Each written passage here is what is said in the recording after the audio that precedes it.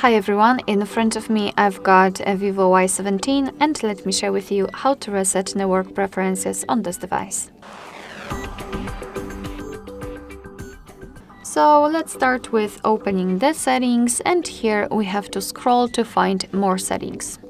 Then let's scroll down to localize backup and reset option, and as you can see here we've got reset network settings option, so let's tap.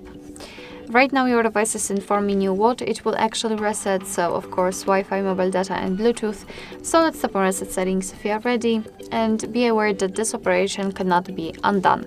So just tap on reset settings, and as you can see the network settings have been reset successfully. Alright, so that will be all. Thank you so much for watching. I hope that this video was helpful, and if it was, please hit the subscribe button and leave the thumbs up.